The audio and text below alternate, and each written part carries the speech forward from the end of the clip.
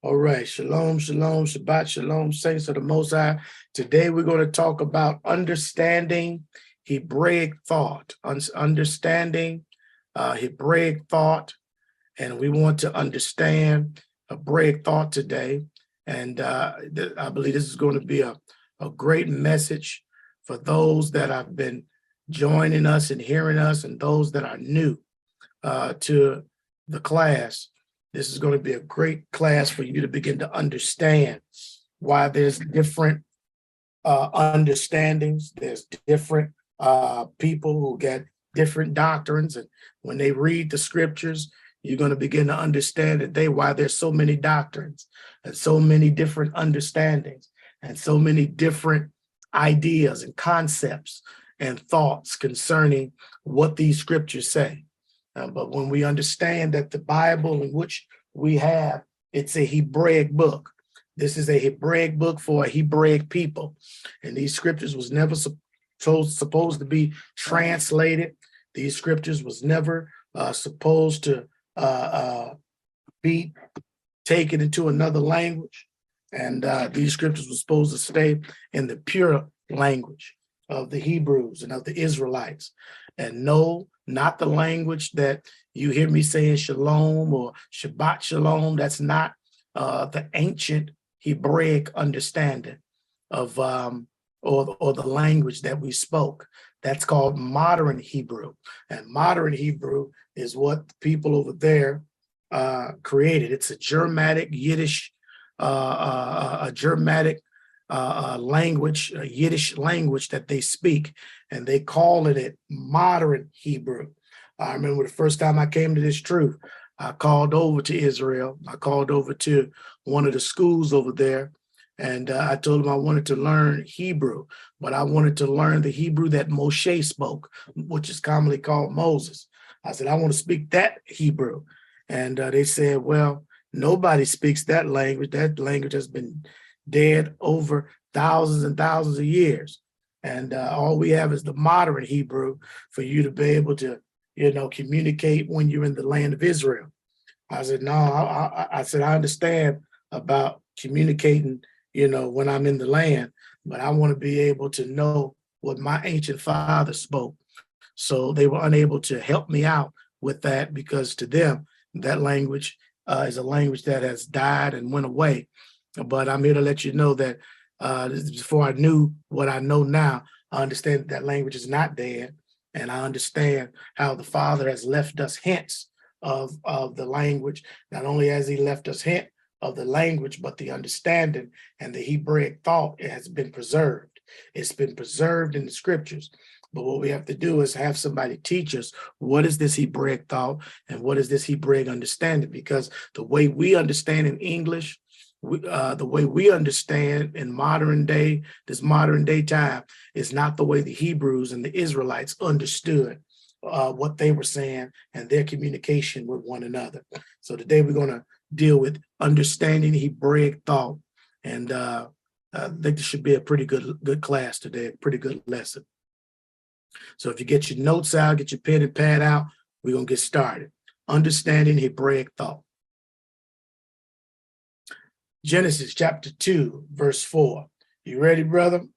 Brother Leo, you going to open up and read with us today? Yes, sir, I can do it. Can you hear me all right? Yeah, we can hear you great. Did that feedback go away too? There's no more feedback. Okay. Is any feedback? All right. Yeah, I don't hear no echoes. Okay, great. All right. Genesis chapter 2, verse 4. What did it say, brother? Okay. 2, verse 4. Genesis chapter 2, verse 4. For these are the generations of the heavens and the earth when they were created, in the day that the Lord God made the earth and the heavens. When you're in the book of Genesis, you'll see a lot of the scriptures saying, now these are the generations. That word for generations is a word called Todak. And a Todak deals with generations or deals with descendants. You'll see this Todak all over the book of Genesis. You'll see it in Genesis chapter 2, verse 4. You'll see it in Genesis chapter 5, verse 1. You'll see it in Genesis chapter 6, verse 9, and you'll see it in Genesis chapter 10. Just so that you can understand what I'm talking about, somebody get me Genesis chapter 2, verse 4. Somebody else get me Genesis chapter 5, verse 1.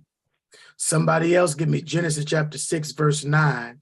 And somebody else get me Genesis chapter 10, verse 1. So that you can understand what I mean when you see a todah, because it always begins to give you an understanding of what happened within that generation. This, what we just got through reading was, these are the generations of the what? Of the heavens and the earth. So now he's given a summation of everything that happened in regards to the heavens and the earth being created and being formed. The Todah is a summation of everything that happened or went along or happened in that particular generation. And they called it a Todah. And the Todah, that word in Hebrew, it means generation, or it deals with the descendants. Somebody give me, well, we just read Genesis chapter 4, 2, verse 4. Somebody get me Genesis 5 and 1. If you have that, unmute your mics and read Genesis 5, verse 1. Anybody that got that scripture, and read that so that we can hear the understanding of what I'm saying. Genesis 5, verse 1. This is the book of the generations of Adam in the day that Yah created man. In the likeness of Yah made he him. Y'all see what I'm saying? See, it's the generations. It's like now they have done it. Mm-hmm. This would be Adam's writing. This would be Adam's writing. The first one would be considered, we know all this was considered Moses writing the first 5 books of the Bible. But if we were back in that particular time, the generations of the heaven and earth, that would be YHWH's writing. He would be writing the generations of the heaven and the earth. When it gets to the one that she just read in Genesis chapter 5, verse 1, this would be Adam now writing to pass this on to the next generation. He would tell you everything that happened in his lifetime, everything that went on, all the descendants that came, and he would be passing this down to the next generation. YHWH would do Genesis 2 and 4. Adam would do Genesis 5 and 1. Somebody get Genesis 6 and 9. If you have that, read that, somebody.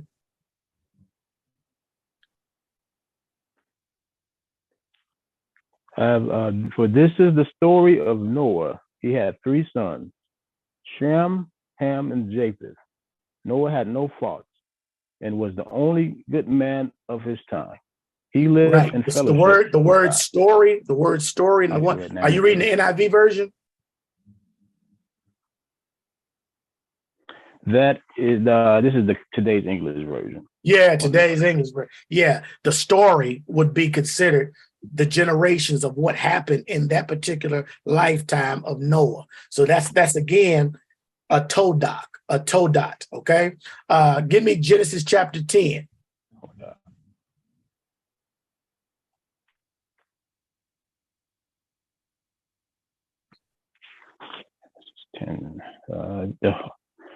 For here is the genealogy of the sons of Noah, Shem, Ham, and Japheth. So the sons were born to them after the flood. Yes. I just want you to get just the idea of what I'm saying. That's another todah. When it starts talking about the generations and giving lineage and giving generations and giving lines, you see this in the book of Matthew. You see this in the book of Luke. You'll see this todah, or this todah. You'll see that all throughout the scriptures, where it's beginning to give you the generations of what happened, what went on, the people who was connected to all of what happened and what went on. And this was for them to pass this on to the next generation, so that there would always be a writing in the earth of someone giving the summation of what went on and what happened in their generation. So that's called a todah, okay? Now, cosmology, because that's what we read when we read about the generations of the heaven and the earth. The word cosmology is the branch of philosophy dealing with the origins and structure of the universe. Essentially, cosmology involves how you think about what the world and the universe look like and functions like, okay? That's what the study of cosmology means, the study of the cosmos. The study of ology always means the study of. Cosmos is the study of the universe. The ancient Israelites, the Hebraic thought about their world. The ancient Israelites divided up their world into 4 different parts. They understood the world by understanding the heavens. They understood about the earth. They understood about the seas. And they understood about the underworld. This is how they divided their world up. They understood about the heavens declare your glory. The earth is YHWH's and the fullness thereof. The seas and all that dwell therein. You know, the underworld. They understood what all of these things meant.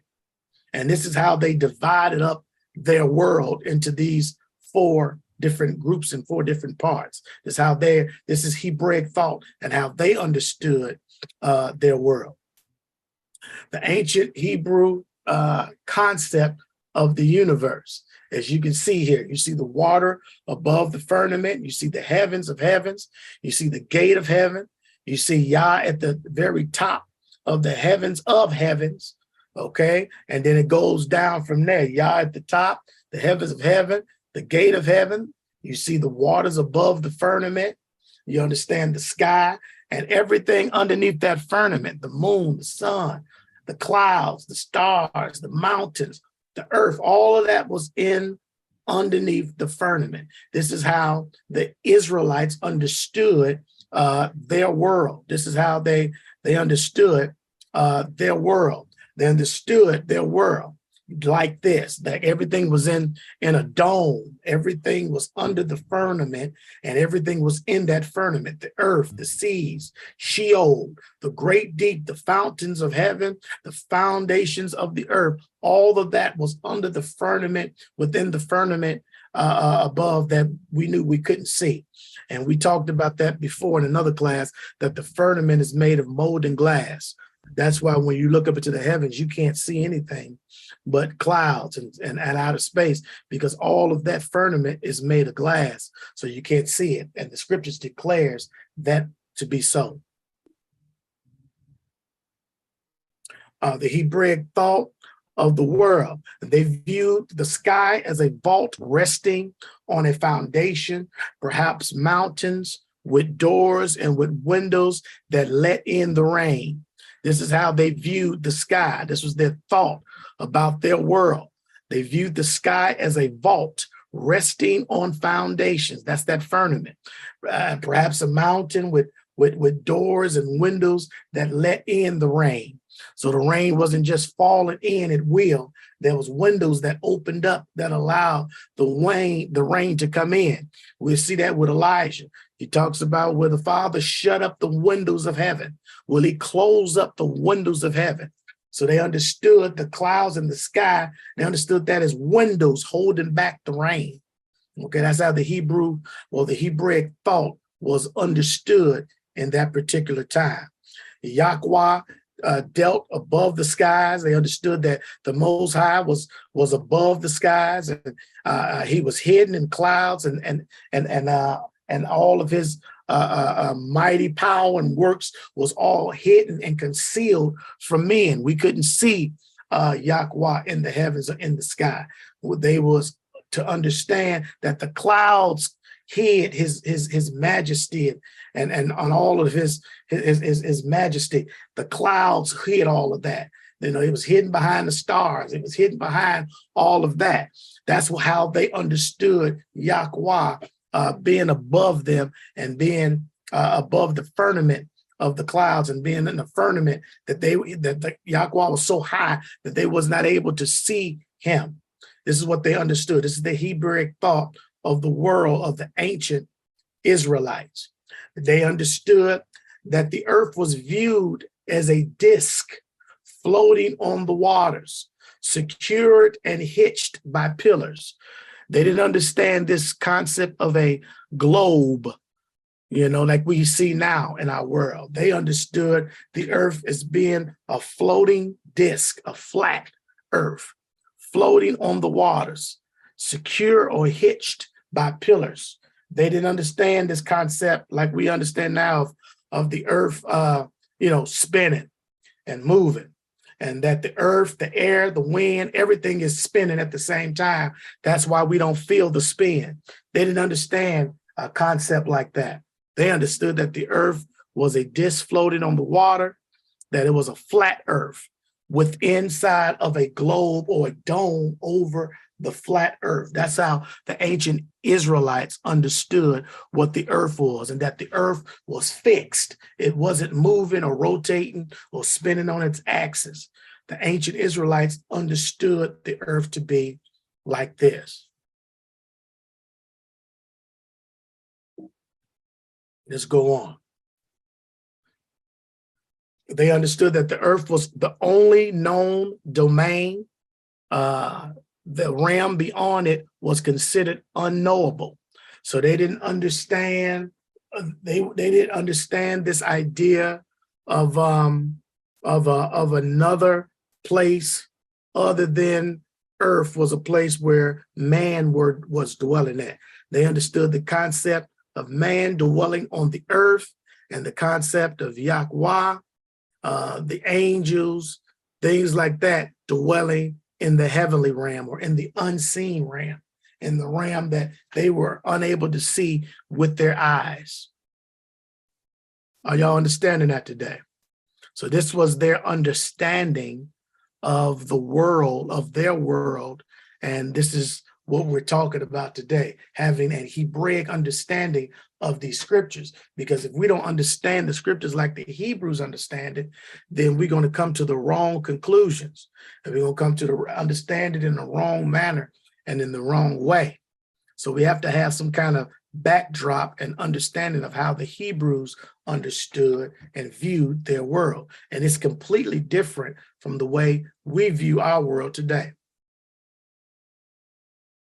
The Hebraic thought of their world, they understood the underworld, the place of Sheol, was a watery or dusty prison from which no one returned.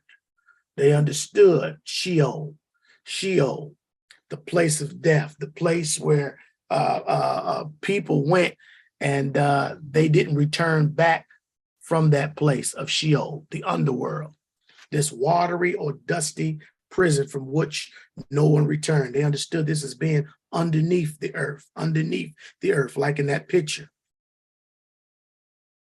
The Sheol was underneath the earth. And they regarded the place of Sheol, the underworld, they regarded it as a physical place beneath the earth. It could be reached only through death. They believe this is where people went when they died. They went to a place under the earth, a place called Sheol. They didn't have this concept of when you die, you go to heaven, like many of the people at funerals say today. Oh, they're in a better place. Oh, they're up in heaven. Oh, they're looking down on us. The Hebraic understanding and concept, they didn't understand like that. They didn't understand that the Hebraic thought wasn't like that. They understood that man was created for the earth and that man would be here on the earth. And once man left or died or passed away or expired, they felt like he would be in Sheol, and that was the place beneath the earth. And that place can only be accessed through death. So y'all following that so far? See, on the picture, you got the heavens of heaven, you got the Most High in the heavens of heavens, you got what they would call the gates of heaven. You got the water above the firmament, because the scriptures declare that he took the firmament and divided the waters from the waters. So there's water above the firmament, and there's water, of course, beneath the firmament. And then we have the sky, the earth, and then we have Sheol, and we have the great deep. That's what was loose when the Most High flooded the earth in the time of Noah. Not only did it rain 40 days and 40 nights, but he said that the great waters that was in the depths of the earth was loose. And those waters began to create a flooding situation as well. So it wasn't just the rain of 40 days and 40 nights that flooded the earth, but it was also he loosed the fountains of the deep was loosed, and those waters came from underneath the earth that were the thing that played a role and a part in the flood, the great flood in Noah's time. So this is the concept, and this is the understanding of how the Hebrews understood their world. A flat earth with a dome over it and everything with inside of that dome. Okay. Deuteronomy chapter 4, verse 5 through 8. Come on, brother.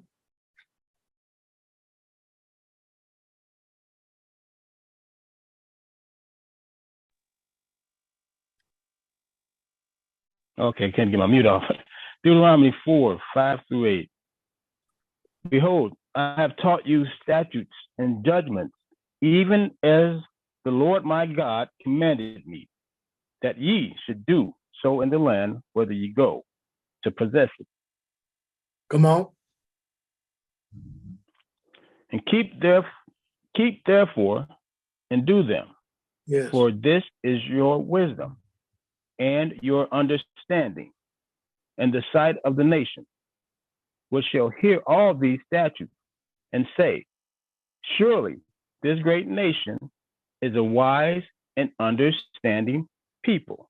So what we see here and understand is that the Father gave Israel all of these laws, these judgments, this understanding that they had. He gave them that for them to keep them and to do them, so that when all of the other nations would hear their understanding, their reasoning for doing whatever they were doing, they would say, man, this is a wise and great nation of people. These people understand at a different level and at a different place. The laws, the Torah, his instructions was given to be for our wisdom. For our wisdom. That's why when I talk to people, and if I'm teaching you or talking to you about the scriptures, I always use the scriptures to talk for me. I don't try to give my opinion because I really don't have an opinion.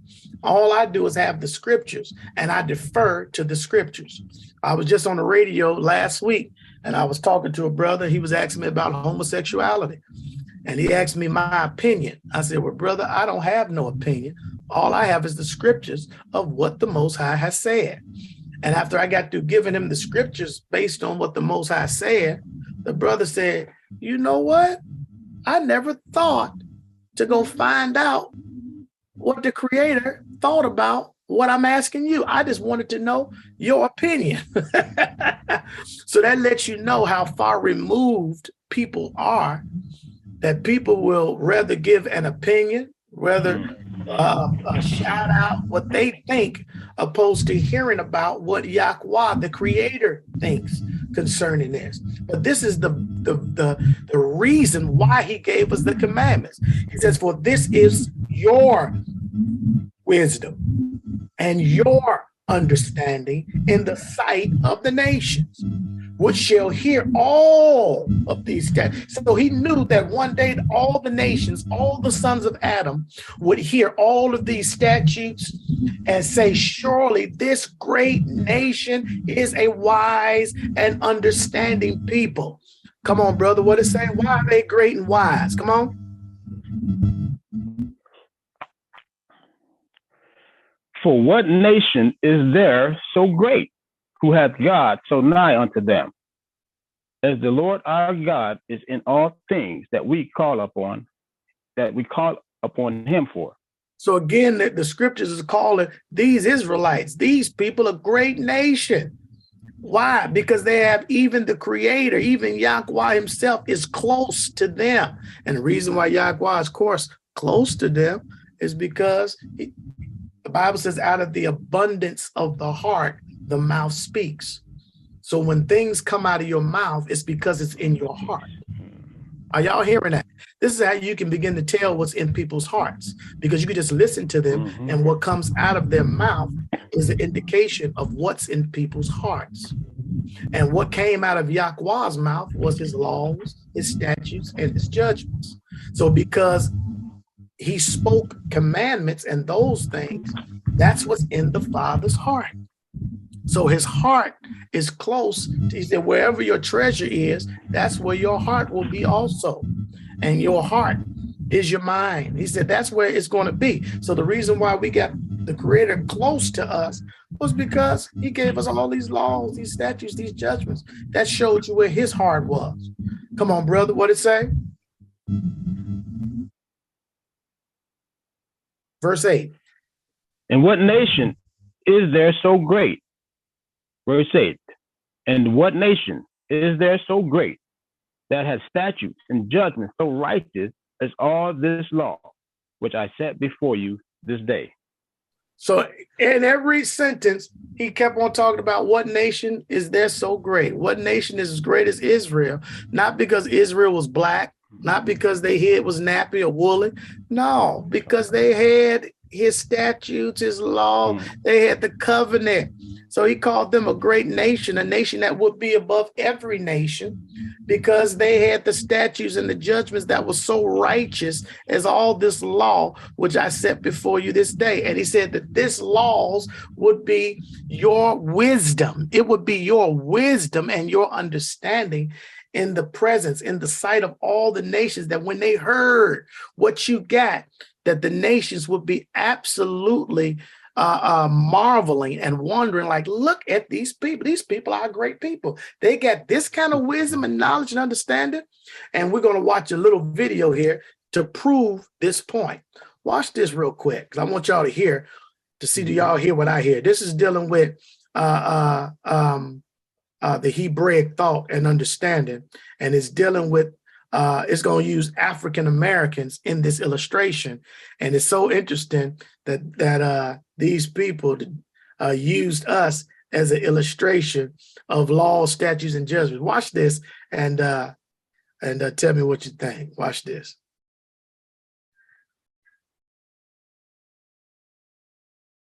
At the same time, the Beatles were stirring a generation of white Americans. Can y'all hear that? Yeah.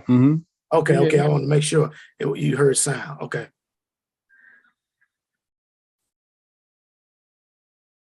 the same time, the Beatles were stirring a generation of white Americans to twist and shout. African Americans were still required by law to drink from separate water fountains, sit in the back of the bus, and enter stores through the door marked in color. By 1964, the civil rights movement argued with America to reconsider America's own notions of justice and fairness. The civil rights leaders did not ask for special treatment or for America to invent some new system of values. They only asked for the principles of the U.S. Constitution to be applied equally to all Americans who are human, no matter their color. In America, till the Negro is granted his citizenship rights. The interplay of justice and human value may seem obvious to us today, but this sense of fairness hasn't always been obvious, even to those societies that we typically consider to be the predecessors of our own system of justice, like ancient Greece and the Roman Empire. These principles of fairness that we hold so dearly came from somewhere, but where? Over 3,000 years ago, a Semitic people emerged out of Egypt, the Hebrews. They told us about the God who created the cosmos, the God who commissioned humans to build just societies, the God who intervened throughout history to maintain that justice in the face of human cruelty. But we've all heard people say that the God of the Bible is part of the problem, treating people unfairly, showing preference to one nation over others. Their concerns should be taken seriously. What they don't know is that their own sense of justice, their own sense of fairness has been primarily shaped by the same Hebraic tradition of thought found only in the Bible. Search the best of the ancient thinkers from Egypt to China to Greece or Rome, and you will not find the roots of our ideas of justice. And if the Hebrews had well-reasoned thoughts about justice, then what else did they have thoughts about? Theories of knowledge, ethics, the rule of law, anthropology, the the meaning of human existence, and the most pressing issues for us today. Hebraic thought is more than just religion. It's a fully formed cultural tradition. It includes that rich collection of ideas, concepts, stories, motifs, and values that emerged from the world of ancient Israel. And in the last generation, scholars have proposed that much of our intellectual heritage in the West descends not as much from the Greeks as it does from the Hebrews. That's why the Philos Project helped create the Center for Hebraic Thought at the King's College. All right, I wanted you to see that and sort of get an understanding of what these people were saying. They're literally telling you that the foundation to our feeling and our own feelings of justice and fairness, it comes from the scriptures. It comes from the scriptures. And that's exactly what Moses prophesied would happen when the other nations would hear all of this law, would hear all of these scriptures, would hear all of this word. They would be inspired to create and develop their own societies based on the laws and statutes of the Hebrews. Ain't that powerful?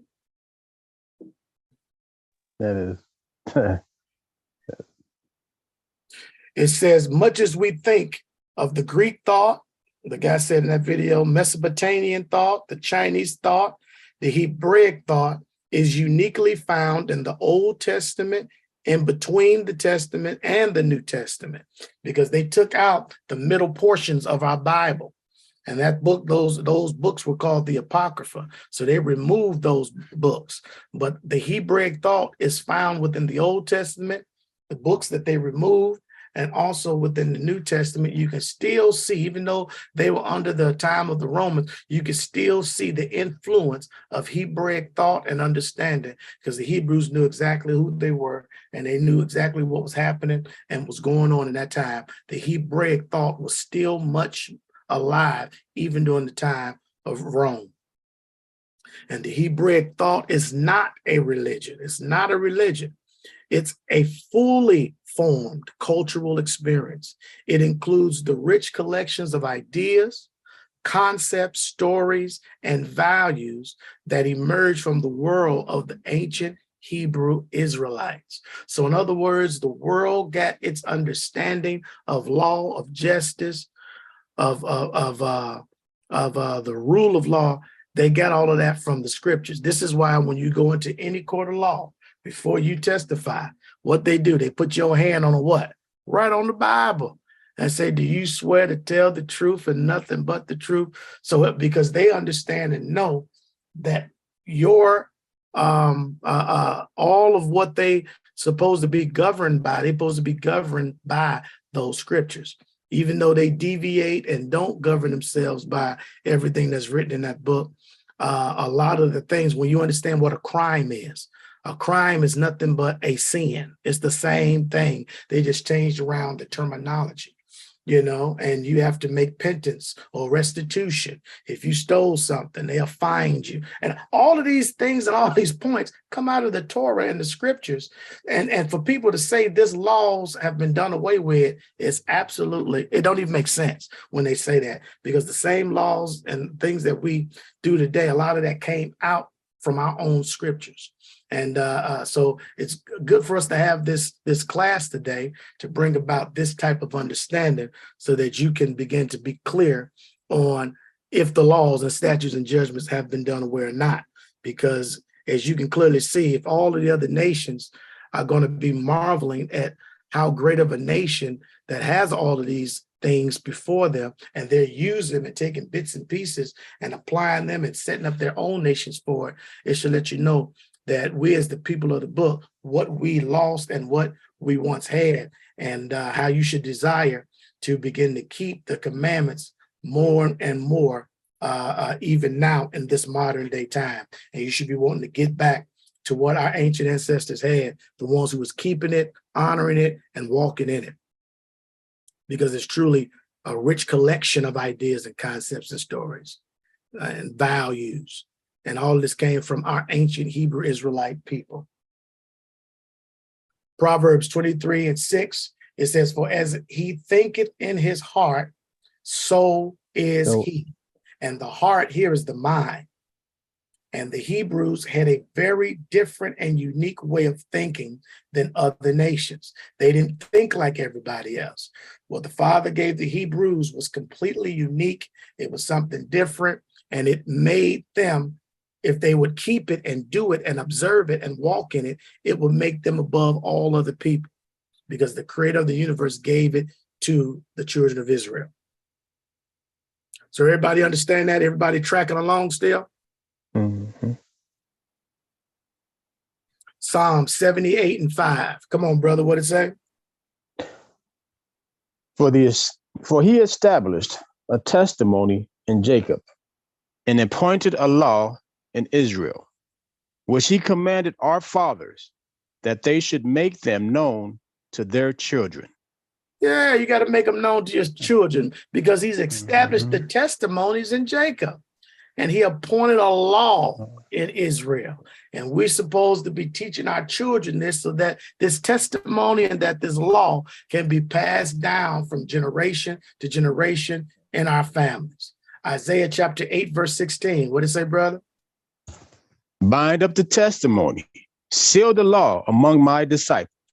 There you go again. Bind up the testimony and seal the law among my disciples, because we are the ones that's been given the testimonies, and we're the ones that's been given the laws, the statutes, and the judgments. Isaiah 8:16, what did it say?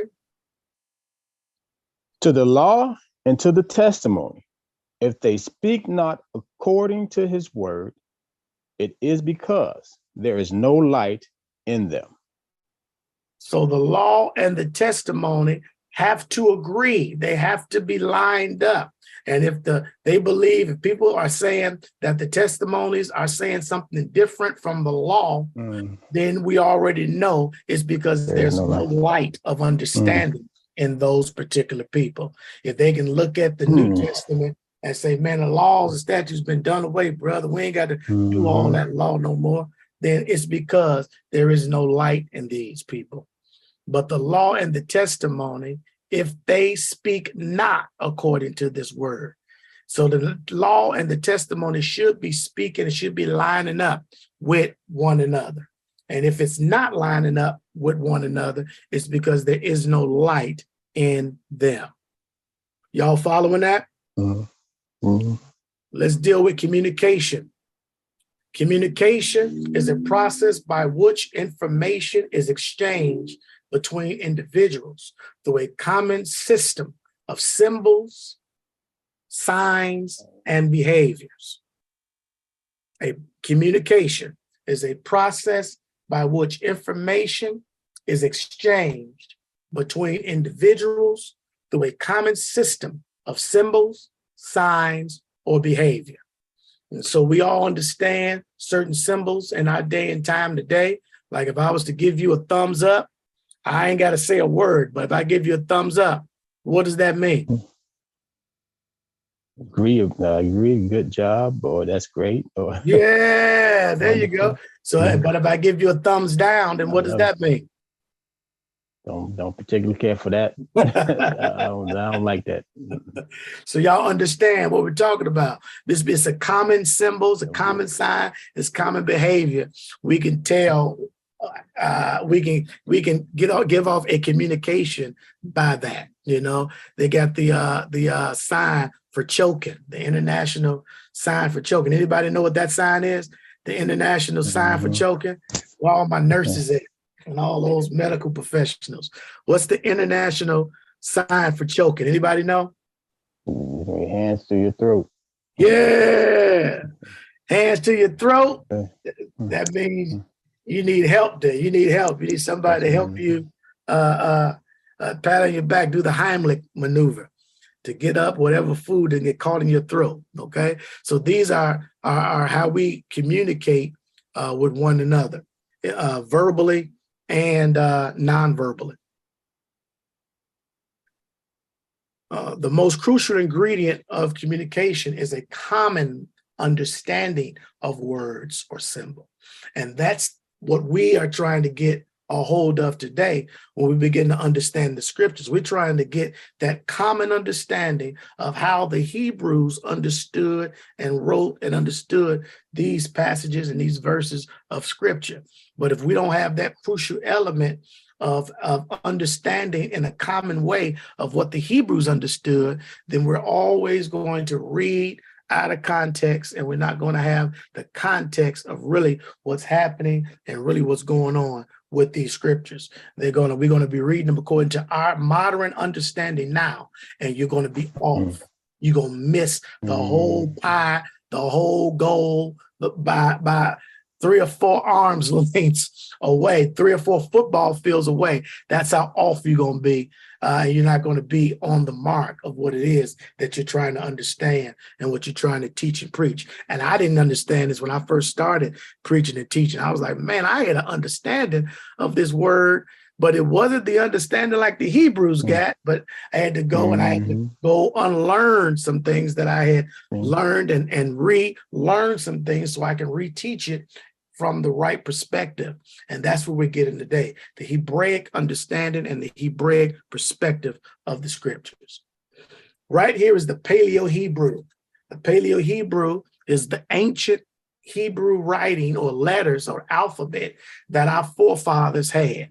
And we can see this language all the way up into the time of Yeshua, because there were coins in his time that had these writings and these letters on it. What the modern day jury do is when information comes out of the ground, they line it up with the modern day Hebrew, and they line it up and they take away the Paleo Hebrew, and they'll put right next to the Paleo Hebrew on a coin, on a pottery, or whatever they discover, they'll put the modern Hebrew right next to it. And you don't be looking at the Paleo, your mind be looking at the modern Hebrew. And when you look at that, you be thinking that the coin or the pottage or whatever came out looking with the modern Hebrew on it. Are y'all hearing that? But that's what they do to everything that come out of the ground. You can go on the internet and look. They always got the modern Hebrew right next to the ancient Hebrew. And it'll deceive you into thinking that the ancient artifact came out of the ground looking like the modern Hebrew, when in fact it looked like this. We read the letters on the Paleo Hebrew from right to left. The first letter is Aleph. Second letter is Bet. That's where we get an Aleph alphabet from. Aleph, Bet, Gimel, Dalet, Hey, Wal, Dayan, Het. You got the Tet, Yod, Kaf, Lemet, Mem, Nun, Samak, Ayin.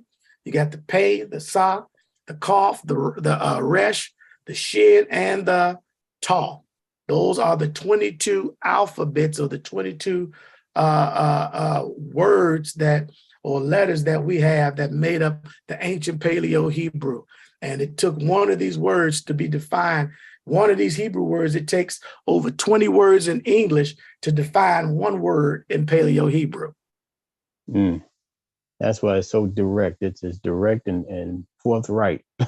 Yes, sir. Yes, sir. Here is the pictographical Hebrew. The pictographical Hebrew.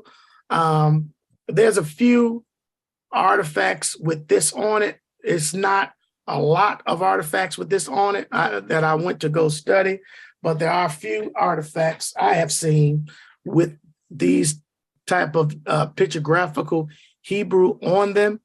But to me, I don't really vouch for the pictographical Hebrew as much as I do for the Paleo Hebrew, the 22 letters. The reason why I don't really vouch for the pictorial Hebrew as much as I do just the 22 letters was because to me, it's saying like they're saying we started off primitive, like we were primitive people that started off with pictures, and we couldn't start off right from jump with the letters, it's like we had to evolve into something else, like all the other nations had to evolve, with their letter system and with their writing system. We pretty much gave the letter system to the whole world anyway, and when they talk about any society that don't have an alphabet is considered barbarians. Let me say that again. any society or any culture, ancient culture, that does not have an alphabet are considered barbarians. So they try to get us on the fact that we had an oral tradition. No, we had an alphabet and we wrote down things. We didn't have no oral tradition. And then I think about Adam. When Adam came out, the Most High created all of these animals, and he brought the animals to who? Adam, so that he could name them. And whatever Adam named the animals, that's what they became. So they make it seem like we were dumb and stupid and docile, didn't know nothing. But I think it was really it's the other way around. Every generation that got away from the ancient generation, we have gotten slower. They have dumbed us down. But back in the day, you know, Adam, starting off with him, he wasn't a dumb man. He understood all kind of things, you know. He was he was able to identify and speak and name all the animals. So he had an intellect that was superior, you know. So for them to say we went from pictures and then we evolved into the Paleo Hebrew, I got a hard time dealing with that. But anyway, I wanted to at least show it to you. This is the pictographical Hebrew, and you can go do some research on that. Yeah. It almost makes me wonder with how they try to keep it a certain, I want to say linear type of, what's the word? A linear set of processes or something like that. But I don't know if you've ever seen like a diagram for electrical circuits. Yeah, it makes me wonder if that they always had the alphabet, but these symbols, what they call the pictorial Hebrew, were just the shorthand of the alphabet that they used when building things or something like that. Yeah. It looks like a stop sign. The head looks like a ladder, like the ambulance we use or something. Yeah. The shemat looks like what? A antenna, you know, that you put on top of your roof of your car. So that's what I'm saying. I'm like, I don't know if we really had pictures. You know what I'm saying? It's not the most intellectual thing, you know. The Egyptians, they had a lot of pictures and a lot of things like that. But we had our letters, and we wasn't barbarians. We were the nation that want to be above all people. And that's why he was able to give us the laws, the statutes, and the judgments that he wrote with his own finger, because we already had the lettering system in the earth, and that was ours. That's something that he gave us from the very beginning. And it was passed down to us. And then there's a writing in the book of Yasher that talks about the angels or the watchers after the flood had some writing on the wall. And one of our fathers was a Shem, I think it was Arphaxiad. He was one of the ones that saw the writing of the watchers on the wall, and he copied it down and didn't tell Noah about it, and gave it and passed that down to his family, because he knew that it was because of the watchers and what they did on the other side of the flood that got us in trouble. He saw their handwriting and was able to read their handwriting, and he wrote all of their things, their spells and curses, everything they had on the walls. He wrote it down and put it in a book. So that lets you know that there was some type of writing that was going on back then. I'm not sure if it was pictographical Hebrew or not, but it does say that he wrote it in a book and passed it on to his family. So that's my issue with the pictographical Hebrew. Graphical. Remind me of I don't know if are you familiar with shorthand? Yeah. Have you ever seen shorthand writing? It looks like it looks like wiggly lines and slashes and dashes, but it actually says something. Yeah. It's almost like maybe that was the shorthand of what was actually the language or the letters. They might have had a shorthand version which consisted of symbols. I just don't like the fact that they're making it be like we evolved into this. Right. We couldn't actually have this from the very beginning. You know what I'm saying? Right. That's the key. And as generations went on, and when other nations got a hold of what we had, then they started off with pictures because it was so far advanced for them that they was like, man, we got to draw a picture to write this out. Yeah, right.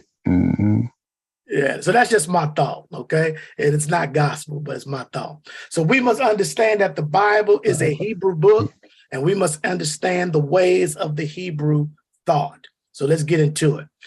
Hebrews concept for time. Yesterday, in the Hebraic understanding, is in front of you. We say just the opposite, don't we? We say yesterday is behind us. Right. But in the Hebrews concept of time, yesterday is in front of you. Tomorrow is behind you. Your future is behind you because it hasn't happened yet. It's something you can't see. You can't see what's behind you, but you can see what's in front of you. So that's why yesterday is in front of you. You could see what happened yesterday. Now, don't that make more sense? I can see what happened yesterday. This is Hebrew thought. Don't that make sense? I got you. So tomorrow hasn't come yet. Tomorrow ain't happened yet. Tomorrow hasn't happened yet. So tomorrow is behind you. You can't see behind you. You know, there wasn't no mirrors and all that kind of stuff. Well, we can look behind us, you know. No, tomorrow behind me, it ain't happened yet. But yesterday is in front of me. That's why David said to Goliath, he said, oh man, who is this uncircumcised Philistine that defies the armies of Yah? He says, I killed the lion and the bear. And this uncircumcised Philistine is going to be just like this lion and just like this bear that I killed. So he had that history in front of him. And he was going to use that to propel him to take on Goliath because his yesterday wasn't behind him. His yesterday was in front of him, propelling him and pushing him forward to take on other challenges. It's powerful understanding when you can get it. Y'all get that, saints? Y'all tracking with us? That's like a rewiring of my brain. Yeah, hey, that's what we're trying to do. Let this mind be in you that was also in Yeshua HaMashiach. We want to rewire. We want to pull out all the other wires and rewire it back to the way it's supposed to be. All right, so if you're taking notes, write this down. Take a picture, screenshot this. Okay. Right here. This is who anybody want to guess what this concept is? Anybody on the line? Up there yonder. This concept is the future, eternity, beyond the horizons, or what cannot be understood. That's what this is a picture of. It's the picture of eternity. It's beyond the horizons, which cannot be understood. This is what Isaiah, the eagle-eye prophet, was prophesying way past his time. They say 600 years, 800 years past his time. He was prophesying way beyond the horizon of what cannot be understood. Daniel was prophesying way above, beyond his day. Matter of fact, he didn't even understand what he was prophesying. And the Most High said, Daniel, seal up the books. Seal up the books. Don't worry about this. This ain't for you. This ain't for your generation. But in that particular time and for whom generation that's for, I'm going to open up their understanding. I'm going to open up these books to them, and they're going to begin to see what you were seeing at this particular time in the history. You're seeing something way beyond where you are now, Brother Daniel, but seal up the book. Is going to come to another generation that's going to understand everything you're talking about and see it and understand it and make sense of it. It's going to make sense in their time. So this is a picture of eternity and beyond the horizons, or what cannot be understood. Okay. The Eastern thought, which is the Hebraic thought. Remember, the Hebrews were in the East. They were in the East. They were in the East. Abraham was from Ur of the Chaldeans. That was in the East. Okay. So the Hebraic thought is concrete. What does it mean for something to be concrete? Something concrete has to do with something you can see, something you can hear, something you can smell, something you can taste, and something you can touch. That's what it means to have thoughts that are concrete. They're rooted in what you see, hear, smell, taste, or touch. This is why they often use things with pastoral understandings and pastoral examples, or examples of gardening. And if a sower go out to sow a seed, they could understand those kind of examples because they were pastoral people.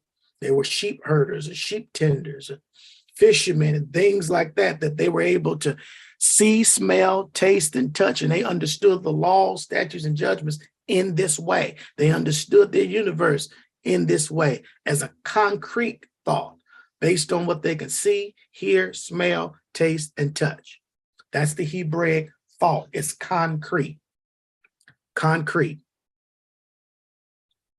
And I know this is review for some of the people that's been with us for a long time, but we got to sort of bring the newer people up to where we are. The Hebraic thought, Eastern world mindset, was concrete. It was literal. It had something to do with taking action. It had to do with function and taking action. The way the word works wasn't what the Western world mindset is, and we're going to talk about that. But the Eastern world mindset was concrete. It was literal. It had to do with taking action. It had to do with the way something functions. What was the function of something? Not what it looked like, but what was the function of it? What was the function? What did it do? What does it do? Like if I was to tell you to describe a pencil, some people would describe a pencil as being yellow with a orange eraser on it. But the Hebraic thought would describe that pencil as a writing tool, because they're not interested in what it looks like. They're interested in what it does, what the function of it is. Okay, so that's concrete, literal, taking action. Okay. Two things about the Hebraic thought that I want you to know is that it's based on the function of something, and that is based on how it relates to me. That's what the Hebrews were always thinking when it was concerning the covenant. What's the function of the covenant and how does it relate to me? This is why the Most High told Abraham, I'm going to make your descendants as the stars of heaven, or I'm going to make your descendants as the grain of the sea. And you're going to be a father of many nations. See, that's how it relates to him.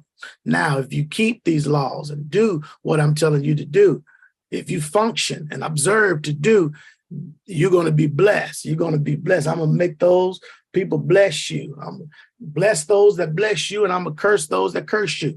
This is the function of the word and the Hebraic thought of how the Hebrews begin to understand the word in a concrete, literal sense. There was something we got to do, not something we just got to think about or imagine in our mind about, but there's actually something we need to do. So the question is, what happened? What happened between the Old Testament and the New Testament? What happened between these two testaments? Well, in seminary and Bible college, they'll tell you that this was the quiet period. This was the time where the Most High didn't speak no more. And that's what they'll tell you. Between Malachi and between Matthew of the New Testament, they'll tell you nothing happened and nothing went on. But that's when they took the middle part of your Bible out. And you don't have the writings on what happened in between the Old Testament and the New Testament, which is about 14 books. The Catholics have it in their Bible, but most of us don't have it in our Bible. You have to go get that. That's called the Apocrypha, and you can buy that on Amazon. What happened between the Old and the New Testament was the East began to meet the West. That's what happened in between those books of the Old Testament and the New Testament. Malachi, the Old Testament ends with Malachi. The New Testament opens up with Matthew. And between those two books, East began to meet West. That's what happened in between those books. And it was a 360-year to a 400-year of an Hellenistic period where the minds of the Hebrews begin to be rewired and challenged to begin to think like the Westerners, begin to think like Western people. That's when the Eastern thought and the Western thought begin to merge and begin to blend together. It is called the Hellenistic period, between the old and between the new. That's when the Greeks begin to take over. And if you know that in the Old Testament, ends with the Medes and the Persians in power, and then over in the New Testament, it opens up with the Romans in power. But when you go through regular secular history, we know about the Medes and Persians. Who defeated them? The Greeks defeated the Persians. And then who defeated the Greeks? The Romans came in after the Greeks came in and set up shop. And so we have a missing period of almost 300 to 400 years, and that's the period called the Hellenistic period, where the Eastern thought began to be fused with the Western thought. In the so-called Dark Ages, in the 1600s, was the same thing that happened in that time too. It was, they call it the Dark Ages. That is where the whitewashing of history and the removing of the truth happened, not in between the Old and the New Testament. I'm just saying in the Dark Ages, in the 15, 16, 17 hundreds, they call it the Dark Ages. That's when the whitewashing of history began to happen and the removing of the truth began to happen. In that same, in the 1600s, is where the white barbarians begin to run out all of the black nobility, and things begin to turn from black into white. There began to be a whitewashing of history. So the same thing that happened in the Old New Testament, where the Eastern thought began to join with the Western thought. Fast forward that up to the 1600s, there was these white barbarians running and fighting off the black nobility, the ones that was in charge in England, in Scotland, in Ireland. There's a writing by Benjamin Franklin called America is the Land of Opportunity. And he talked about in that essay that the majority of the world was swarthy. And the word swarthy means black. And Benjamin Franklin was saying that the majority of the world is swarthy. And he began to name the nations at that time. This was in 1751 when he wrote this essay. And he began to talk about the Russians and the Scottish and the England and the Germans and the Brits. And he said all these people were swarthy. All these people were black. And this is an eyewitness account of what Benjamin saw at that particular time. But what happened during that time was, again, the whitewashing of history. That's the Dark Ages, where the truth went into dark. And when the lights came on, everything began to be white. Okay, so that's just a little extra for you to study and research and look into. Deuteronomy chapter 8, verse 11. What does it say, brother? Beware that thou forget not the Lord thy God, and not keeping his commandments and his judgments and his statutes, which I command thee this day. See, Moses and Most High, everybody knew they would be trying to take away what the Father had given to his people, and they would make us forget. They would lull us away in forgetting. They would work us half to death in forgetting. They would, we would look at the excitement of the nations that was going on, and we wanted to be so much like them that we would forget his laws, statutes, and judgments. He knew that generations would forget it. I mean, they used every tool that they could to make us to forget about YHWH and his commandments. And they put every tool and used every tool in their toolbox to get that out of our minds and out of our hearts and get us away from it. The tool of to forget the commandments, or to forsake the commandments, or to not want to do the commandments. Don't ever fall for the idea or the word where they say that the commandments are too hard for you to do. It's only because you don't want to do them is the reason why you ain't doing them. And that was true today, and it was true with our people back then. They forsook the commandments to do something else. Psalms 83:3. Come on, what did it say, brother? They have taken crafty counsel against thy people and consulted against thy hidden ones. Come on. They have said, come and let us cut them off from being a nation, that the name of Israel may be no more in remembrance. This is what all the other nations did. And it's telling you that in your Bible. It's telling you in Psalms 83 that they said, the nations got together and said, man, how can we destroy these people? Oh, I know. Come on, let's cut them off from being a nation. Let's stop and take the word nation out of their minds, right along with the name of Israel.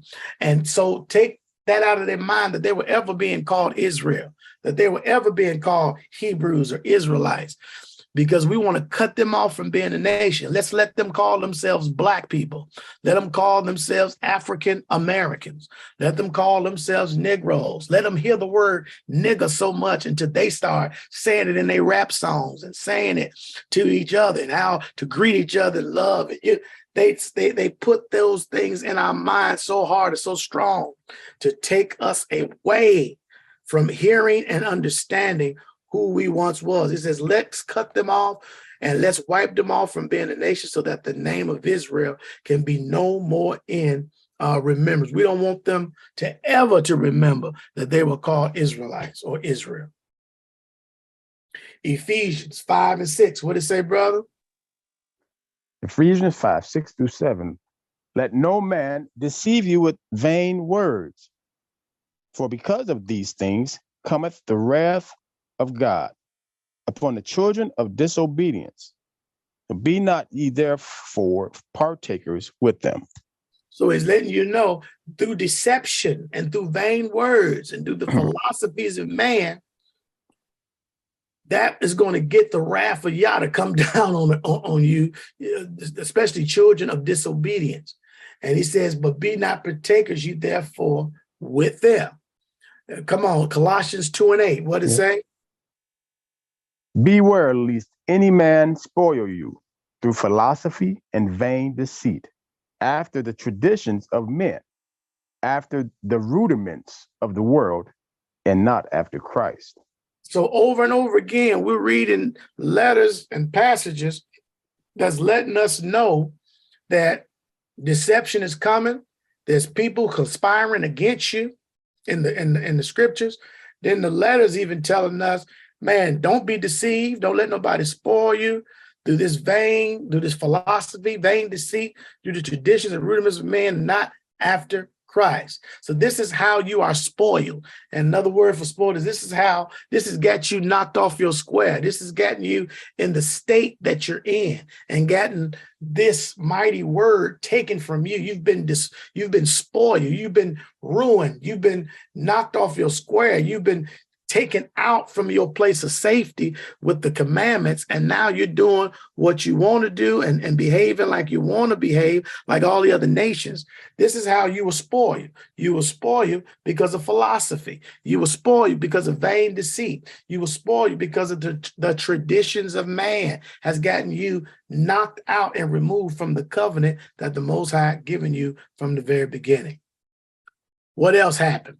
Jeremiah 17 and 4. What else? What did it say, brother? And thou even thyself shalt discontinue from thine heritage that I gave thee, and I will cause thee to serve thine enemies, and the land which thou knowest not. For you have kindled a fire in mine anger, which shall burn forever. Remember, he said his wrath is going to fall on the children of disobedience. And he warned us and said, man, don't be partakers with them. But that's exactly what we was. We were partakers with the children of disobedience. And because of that, we discontinued from our heritage, which he gave us. And he caused us to serve our enemies in the land that thou knowest not. This is what has happened to us even till this day. Hellenized. We as Israelites have adopted the lifestyles, the customs, the ways, and the attitudes and the beliefs of the religious pagans around us. That's why you got everybody doing Christmas, got everybody doing Easter, and got everybody doing Sunday. All of those are pagan days, pagan traditions. And those are the things that we have adopted as Israelites.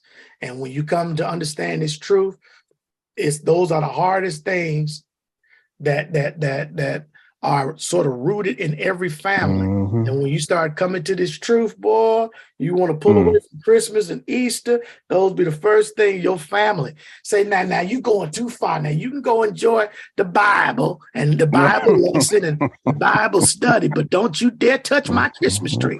Don't you touch my Christmas tree. Don't you touch my ornaments and decorations.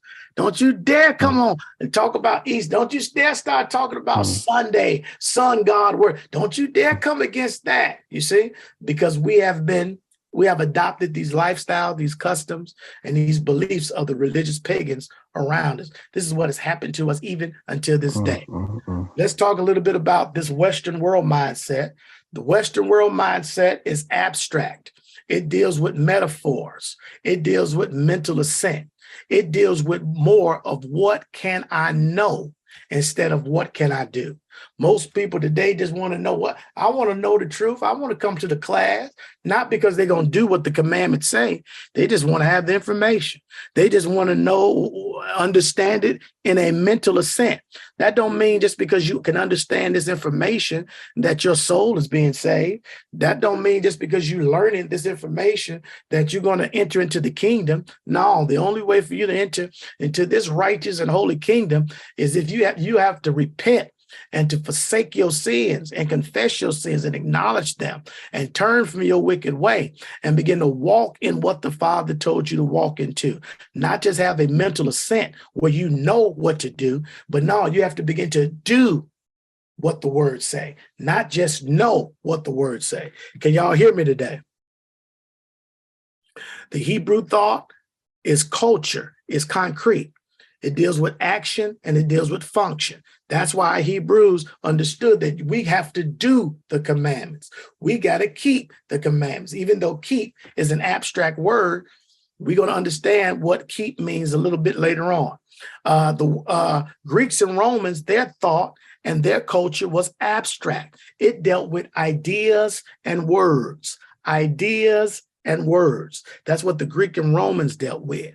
They had the great philosophers, Plato and Socrates, and all these guys, philosophizing over all this stuff and bringing out ideas and words and bringing people to mental understandings, not because they was going to actually practice something to do it, but because they just wanted to philosophize this word of truth that the Hebrews were given to the Hebrews. Y'all walking with me so far? Let me speed up through here a little bit. Let me give you this, and then we're going to close out with these last few scriptures. We're going to explain in detail the words so that you can have a greater understanding on what the Hebrew words mean, opposed to looking at them from the abstract, because the words in English are abstract and they don't really give you a concrete definition. So we said concrete dealt with what? Tasting, hearing, smelling, your five senses. And abstract deals with mental assent. What can I know opposed to what can I do? Words of abstract ideas and words. So come on, let's read this passage here, brother. And then we're going to put in concrete ideas so that everybody can understand what this is truly saying. Come on, what did it say, brother? And I will bless them that bless thee, and curse him that curseth thee. And these shall all families of the earth be blessed. Now, can you see, smell, taste, and touch what bless means? Yeah. You can see what bless means. You can taste it. You can touch it. Think about what I'm saying now. The word bless. You can taste bless. You can bless. No, I'm asking you. Can you smell bless? Oh, the word, you mean the word itself? No. Yes. You can't smell it. Can you taste it? Can you taste it? No. Can you see it? Nope. Can you touch it? Nope. What about the word curse? Can you smell curse? Can you see curse?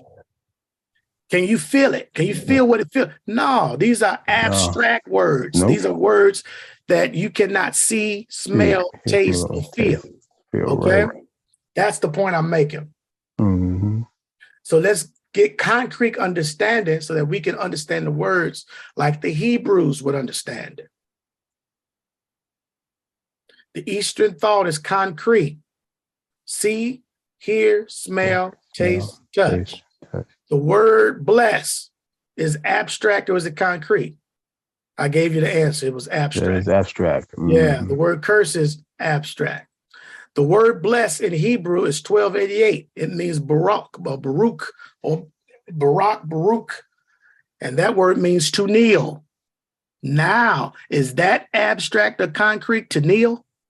To kneel is, yeah. That's concrete now. Mm-hmm. You can see that, can't you? Yeah. You can touch somebody. You can see that. You can touch it. You can see it. You can understand that word, to kneel. The word for curse is the word 779, ara, ara. That means to spit. To spit. But you said the word curse is ara. Ara. 779. And that means to spit. Huh. Okay, is that concrete for you? Yeah. You fight somebody, you're gonna spit on you. I'm telling you. This is the Hebrew thought. It takes you from being just way in the air, mental assent, where you can't connect with the words, and it brings it right where you can connect you to now. life. So now let's read that sentence or read that scripture, and let's add these into this now. Mm-hmm. And I will kneel to them that kneel to thee. And I will spit on him that spit on thee. Come on here. Wow.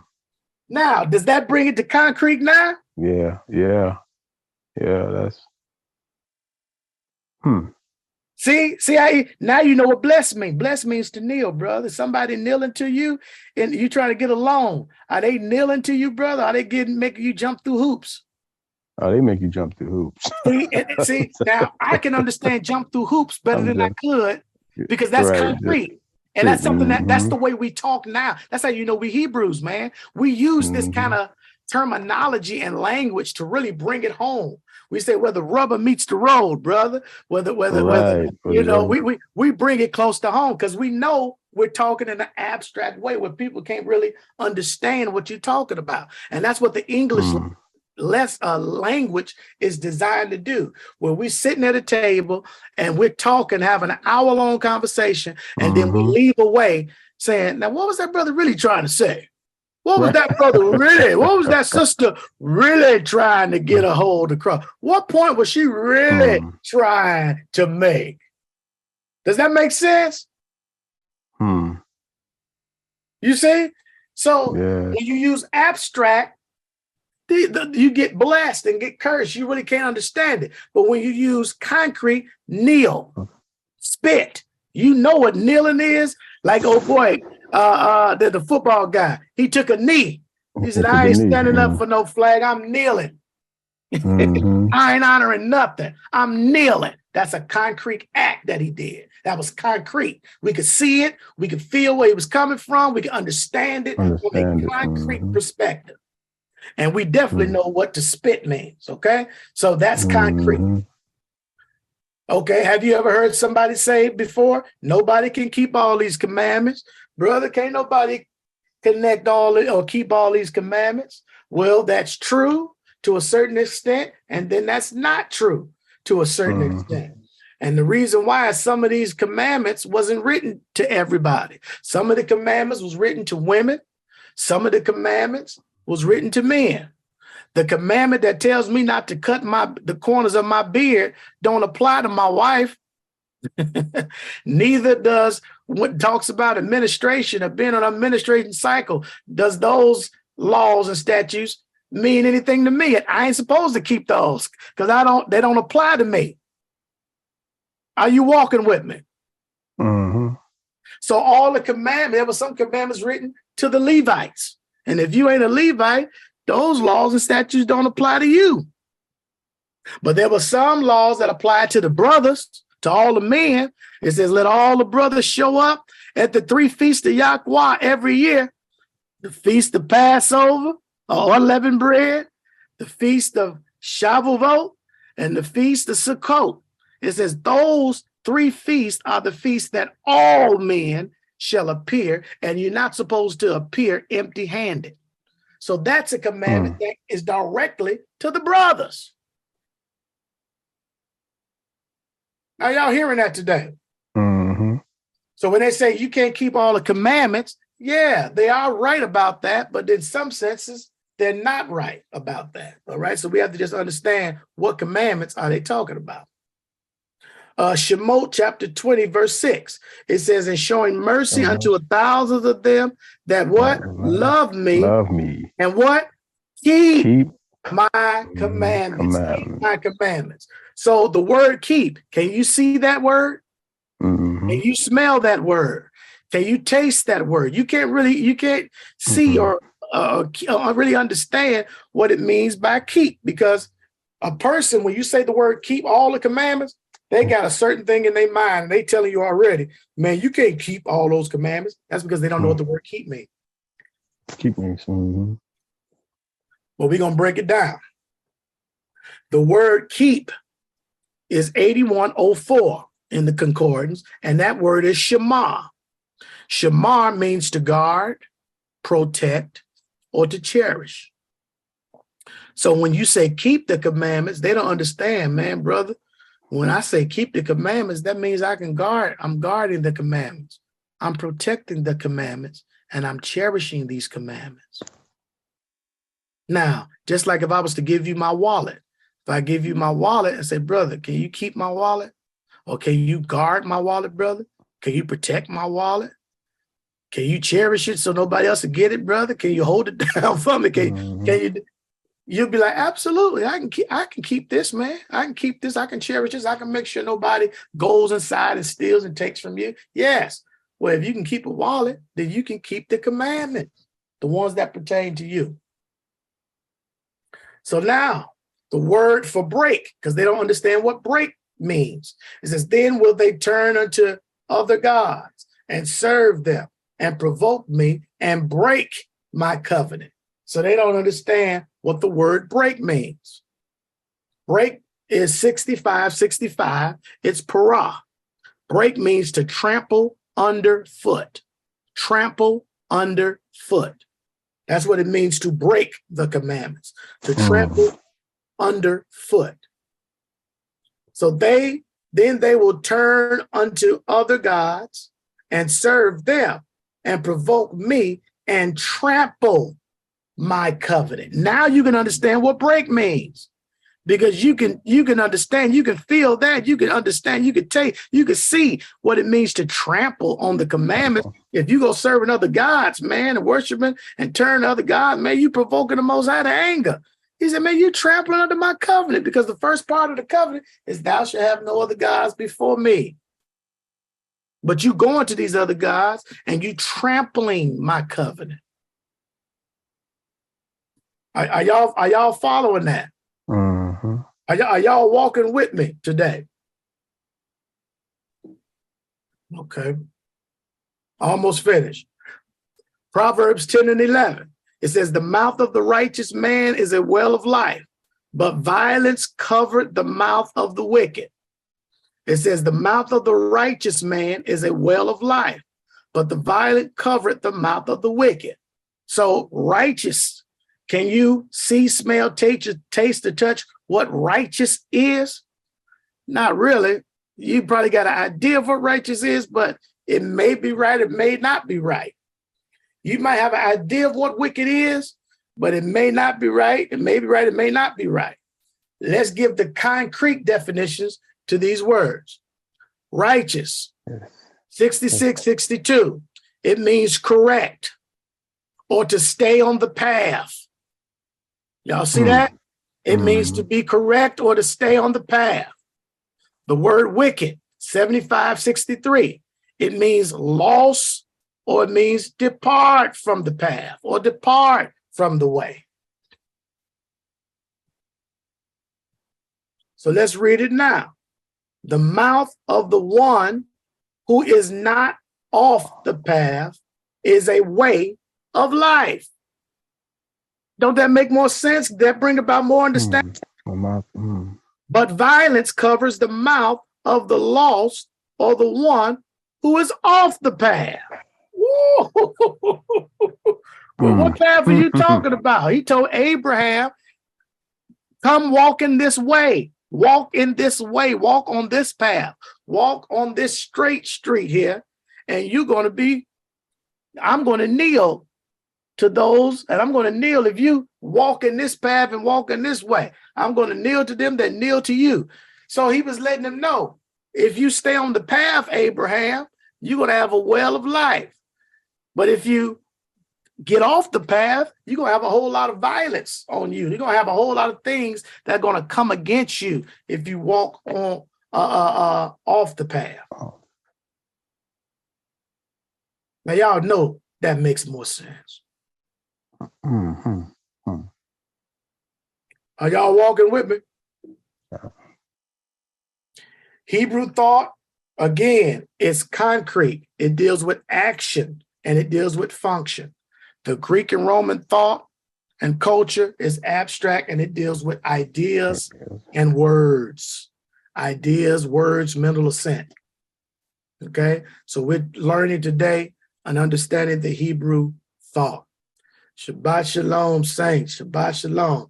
Did y'all get some understanding out of that message today? Yes, I did. Yes, sir. Yes, that was. Hallelujah. Hallelujah.